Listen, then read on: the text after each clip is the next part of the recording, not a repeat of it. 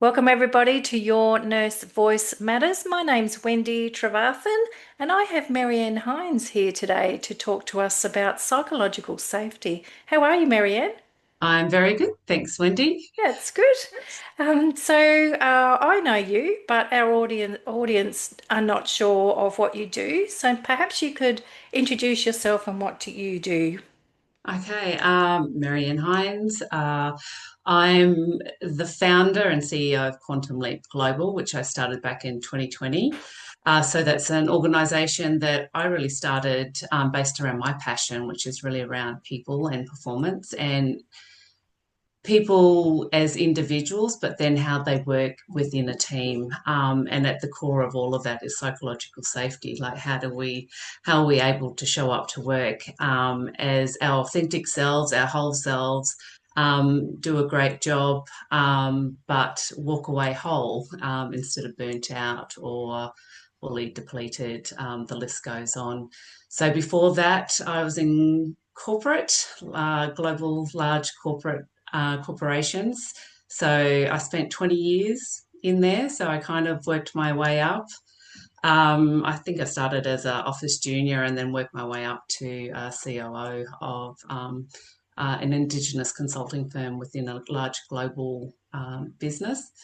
And I had an amazing time. I loved my career, but it was my identity. It was a very big part of my identity.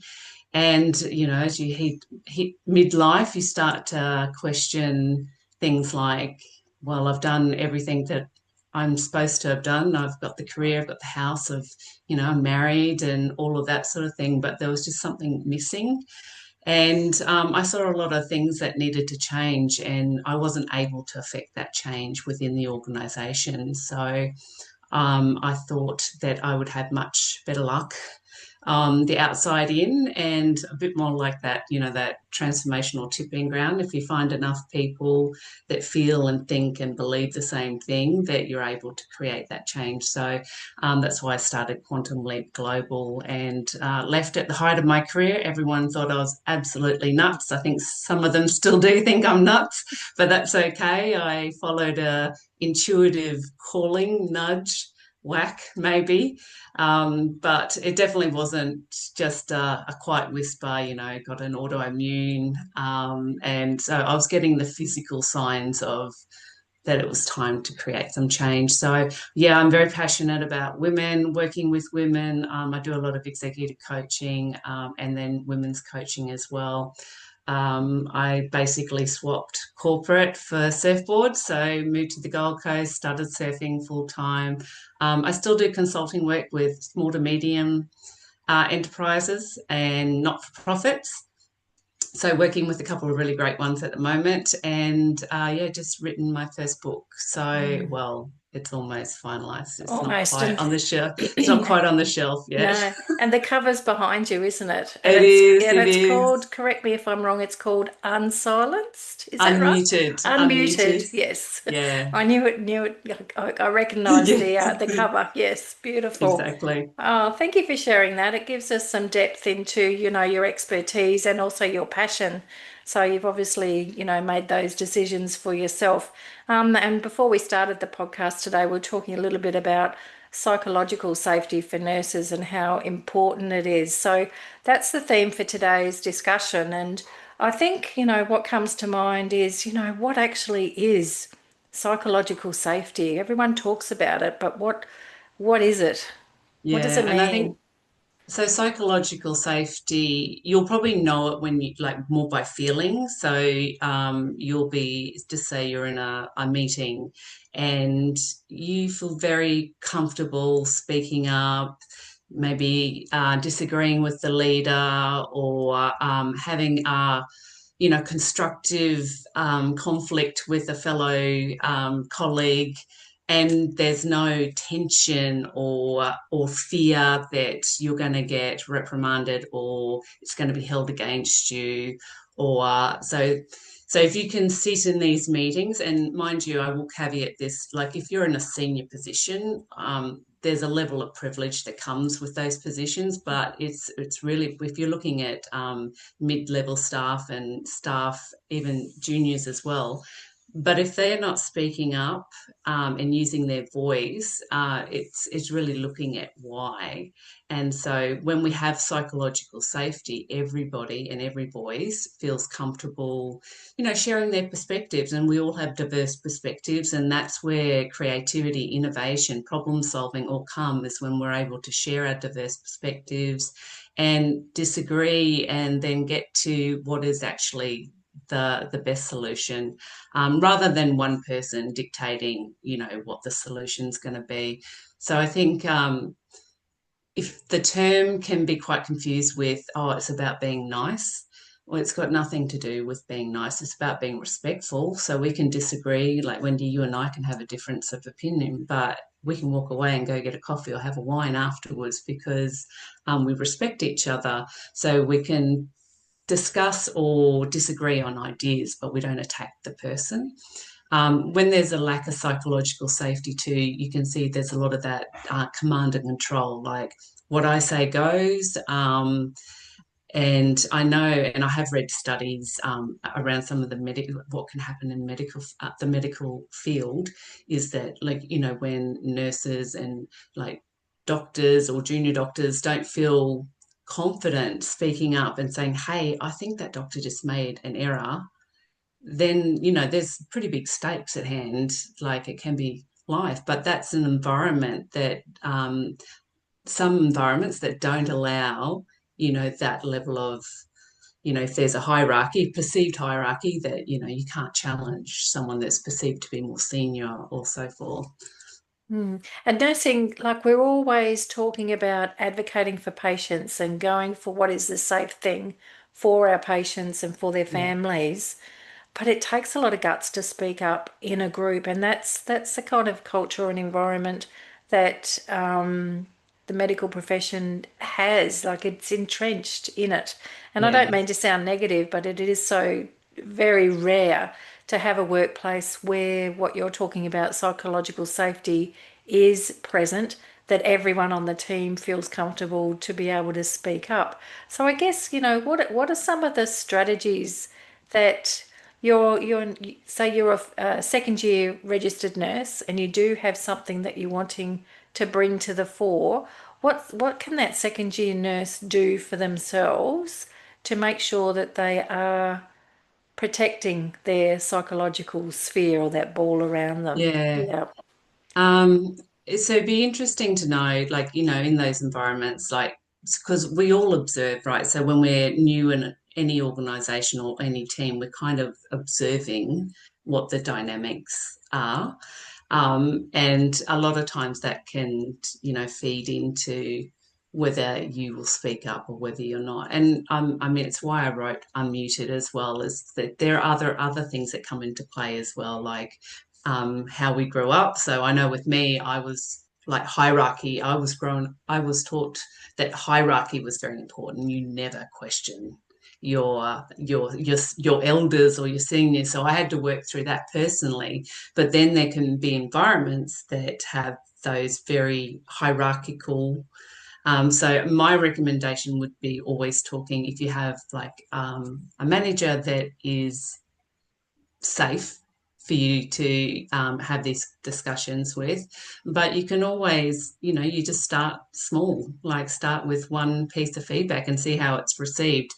Um, some organizations are very embedded in the old way of leadership, which is that hierarchy of command and control, and it's deep in the system. So in those situations, you're going to be coming up against it every time you voice your opinion, um, even if it's in a very constructive way. So, yeah, I think it's using your observation skills, having someone safe that you can speak to, just to explore how do you raise these things? And at the end of the day, it's you've got the patient's care at the best, like at the interest. So it's not about the person, like the individuals. It's about sharing concern on an approach or whatever it is that you're having a discussion about.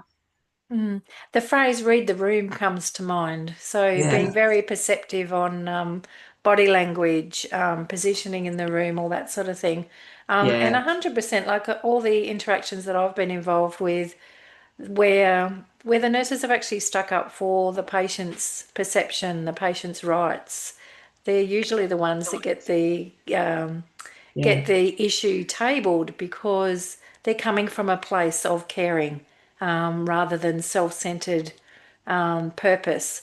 And one of the things that is prevalent in healthcare too is big egos. Like, Not and just healthcare, unfortunately. uh, it's across the board, isn't it? And Yeah. how do you actually manage that in a diplomatic way so that you're actually protected? It's a difficult Yeah, one. it's an interesting one too, and I've definitely come across all of that in my own career. And it's absolutely another reason why I wrote my book as well, because there is an imbalance in the world at the moment where um, the patriarchal system is has been dominant for quite some time. So if we even look at all of our systems, like government structures, all of that, they have been built to benefit more the patriarchal. But the change is happening now where women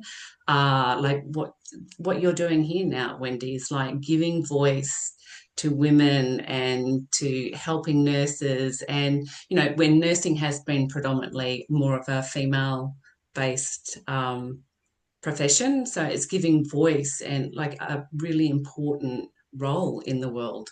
So I think as women, when we come together as a collective and use our voices together, because I think that's the strength of the feminine, which is we're really about connection, collaboration, power with, not power over.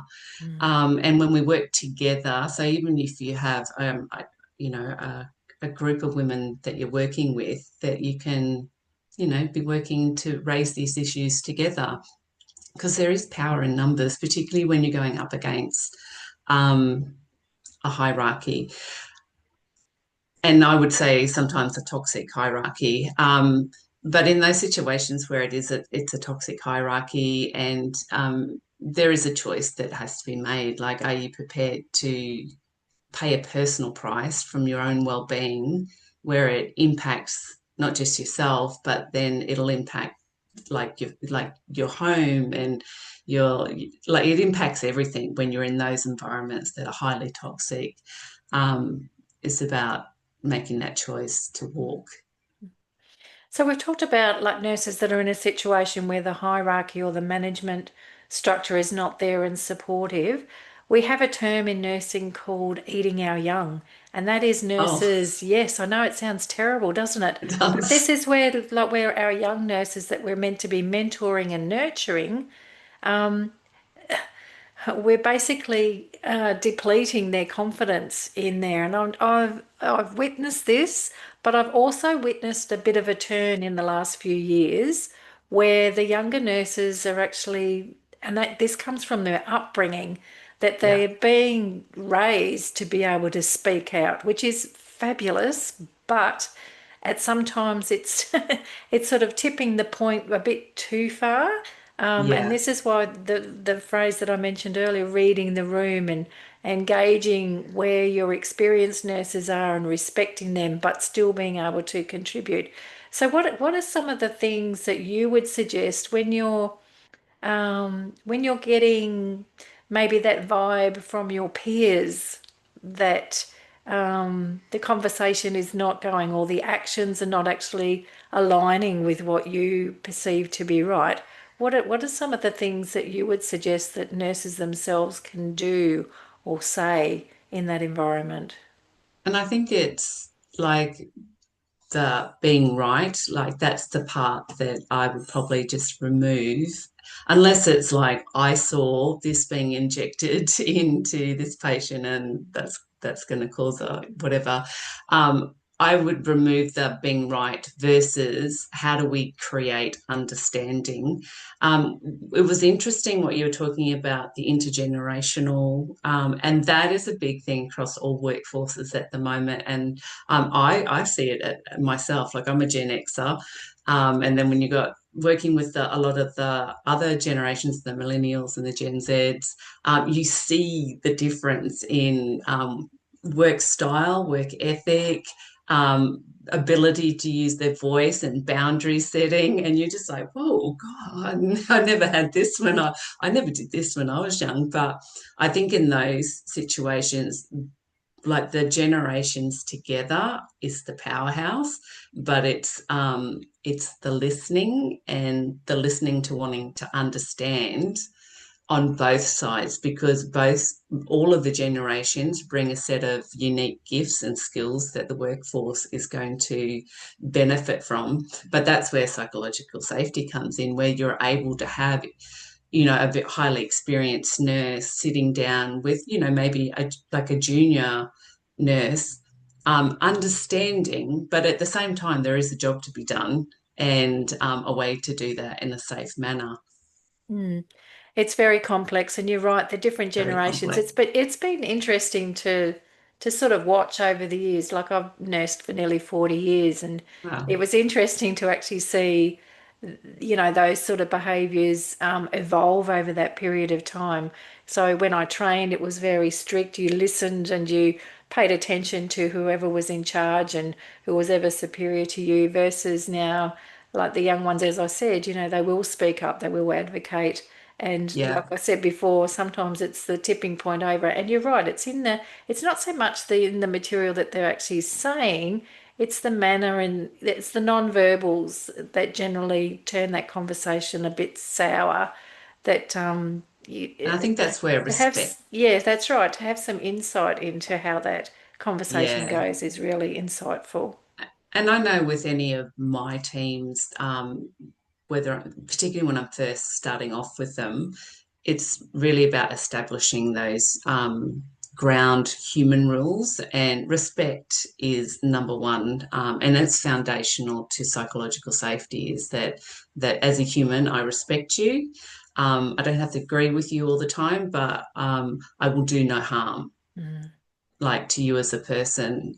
So I want to listen to you and I want to learn from your perspective, even though I may not agree with it. But passive aggressive behaviors like eye rolling, or that vibe of, oh, they're just old, or I know exactly. I know the body language. I've seen it before and I've felt it before myself. So, but yeah, it's really about creating those healthy boundaries Mm. in the And organisations. yeah, definitely. So, all through my text, like I've written three books. The first one, Midlife Mojo, which is interesting that you're writing your book, around In midlife my as own well. midlife. Yes. But that is a values-based book. So I really hinge a lot of my conversations, a lot of development of the nurses that I coach around a values-based compass. How important are values in Yeah. the workplace and creating that psychological safety? Absolutely imperative. But I would add that, I mean, most organisations have values, but some of them can just be wallpaper. Mm. So when you're interviewing, there's a way that you can really establish how do they live, and breathe and show up to their values every day. I mean, the first question is, what are your values? And if they can't answer them, you're in trouble there. So, I mean, that's a very high level exclusion. But for me, I mean, I write about values as well in my book, because unless we know, like personally, if we don't know what we stand for, then how are we going to make decisions? How are we going to draw boundaries? But it's the same in the workplace as well. So if I know what my values are, like one of my values is freedom, respect. But if I go to an organisation that they're bagging someone in a meeting, or you can hear that negative undertone or lack of care for another human. It's like, well, I know we're not going to be values aligned, so it wouldn't last very long. Mm. It's the initial It's like a book, isn't it? Yeah. What you see on the That's cover, if it doesn't align with what you're expecting, then you know not to open the book. yeah, exactly. And trust your intuition and Yes. the gut feel. Like if you feel something's off, then it's likely off. 100%. So, with some of the nurses that are listening to this, and I know that a few of the nurses that I've been speaking with over the recent months, they're in a current situation of where they're being bullied. And it's sad, but it happens. And it is a big problem in nursing, and it is all around this psychological safety where they feel that they're actually not safe. So we've talked about, creating the environment, having the environment. But what do you, from your HR corporate sort of hat, what are some of the steps that they can take if they feel that they're being a victim of being bullied? I would definitely, first and foremost, is make sure you document everything. I would then speak to your manager, as long as it's not your manager that's bullying you. If it is your manager that you're having challenges with, then I would definitely go to HR, like do all the proper channels. But first and foremost, you've got to protect your own well-being for that. So raise it, and hopefully you have a really great HR department that takes actions. But that in itself can be really daunting to Mm. go and even approach HR, particularly in more hierarchical, if someone's, quite a popular leader, but yet they've got bullying or narcissistic tendencies. Yeah, you can feel the brunt of that. But at the end of the day, I think once you've done those things and tried those channels, if it's ongoing, then there's other things that I mean, I'm not sure about nursing, so you may be able to guide me here, but I know Mm. in corporate we have the Fair Work Mm. um, ombudsman thing. I don't know if that does it apply in I think in nursing. most organisation you've actually got like a third party safe person to go and Yeah, talk to guide people, and they'd be called yeah, different things depending on the hospital and what they've named them. But they're almost like a HR advocate for yeah, the staff members so that they're neutral. And it's meant to be in confidence. But this is the thing, like when you're in a situation like this, it's the trust factor and whether nurses can actually trust that third party because they're connected with HR. So it sort of yeah, enters into the realm of almost becoming paranoid that, if I say this, then this is and the safety around doing that in some yeah. organisations is not there. The trust factor is just not there. I think that's pretty telling in itself about whether or not you wanting to be there long term, because unfortunately the impacts are not only physical, like they're psychological and can be very long lasting. I do know, like in corporates, we have an employee assistant program Mm. which is confidential. Now I know because I've set them up; they're actually a completely separate company that, as like being in like a HR lead role, like we saw data, but we saw no, like we had no access to anything. Like we saw how many people would see in a month. But so if they've got an employee assistant program, also, someone like yourself, like Wendy, like a trusted coach that understands the environment, like you need to have that person that is not family, because family can sometimes be too close to it. And so finding that neutral person that you can speak, that you can trust, just to really determine, is it the place that you need to be in? Is it likely that you're going to get a resolution? But unfortunately, there's a lot of this on the rise. And I know America, like on LinkedIn and that, they've got psychological abuse, like what do you call it? Pages that you kind of get to really see what's happening in America and things like that, but in Australia as well. Mm. So that would be my recommendation. Absolutely, you need that person that you trust. If you don't feel like it is HR or the employee assistant program, I would definitely be speaking to a coach or someone so that you can figure out if it's the right environment. And then I would make the decision pretty quickly if it's not, because the impact is not worth. I keep on That saying was it. if your value is not recognized or respected in that Absolutely. workplace, then find a workplace where it is. 100%. And I'm a believer, and I've actually walked that talk. So, Yeah. and moved to an organization that I absolutely love working with. And on that one, like I've seen so many times when I've been in organizations and they just like I've seen leadership talk about certain other managers and go, oh, they're just not, and so they end up moving them out or they leave. And then these people who are really great people go to another organization and skyrocket because they found the right organization that values who they are and what they stand for, and their career's just taken off. And so I love that because I don't believe there's any bad employees. I just believe it's the wrong environment for them. So all humans are Mm. generally innately good. We just got to find the right A environment for them. mismatch. So tell Yeah. me about we'll talk about a lot of well-being. I've had well-being coaches actually on this podcast, and they do corporate programs and go into organizations and create well-being activities. Um, do you see this as a revolution? Is it actually coming that it will be expected that all organizations will be able to do well-being programs? I think well-being definitely. Well, even well-being's kind of is very much in corporates at the moment. I'm not sure about the nursing world, but even psychological safety. So it's legislated now. Definitely in Queensland. I think New South Wales as well.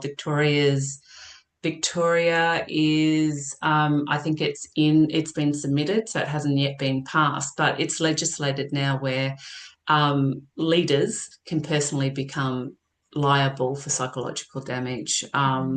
So I think it'll only take, and that they're only fairly recent in the last couple of years, but once the first person actually, I think we'll start to see it really on the rise now. Mm. But it's a like when I started talking about psychological safety many years ago, no one was talking about it. So they're like, "What's this psychological safety?" But yeah, Mm. I'm very conscious. I'm fast disappearing in the that's, sunset. If you're watching YouTube, I do apologize. I'm trying to move around so I can you come still back see into your the. face. I know it's quite interesting. I've got the light on in here in the room, but the sun's fading over my window, so hence why the lighting is not projecting very well. Um, so Marianne, I know we've mentioned at the front of the podcast that you have a book called Unmuted, but tell us a little bit about the other services that you do. You mentioned that you do some corporate training. Here's your opportunity for you to pitch to us and the Oh, audience that are thank you. listening. You're more than So welcome. I do high performing teams. So I work with leaders and teams, and it's all about, so obviously psychological safety is at the foundation of that, but all of the elements of how to build a high performing individual and high performing team that doesn't lead them to burnout. I also do consulting. So I've got whole of organisation experience. So I pretty much do anything from strategy, business planning to designing and developing and delivering training programs. And but I'm a lot of all of my training is really human centered about getting the best out of people, and executive coaching, and then women's coaching as well. So I do very passionate about helping women, live the life that they deserve and that they dream of. Yeah, much needed work out there. Thank you so much, Marianne, for Thank joining us you. today on the podcast. I've really enjoyed the conversation. We've, covered off quite a sort of breadth around psychological safety and sort of angled it towards nurses, which is really nice. Really welcome your expertise. And with this podcast in the YouTube or the other channels for the audio, there will be a point of contact for you to reach back to Marianne, to be able to reach back out to her. And we may even, do you have a link for your book as yet for Yeah, I do. placement? You do. I'll share that So with we'll you. do that as well, yeah, and pop that on the site. So thank you again, Marianne. Any Thanks, last Wendy. any last little golden nuggets that you might like No, to great impart? talking to you. The time flew. Yeah, exactly. So that's it for this episode of Your Nurse Voice Matters. We look forward to discussing another important topic for nurses in our next episode. Bye for now.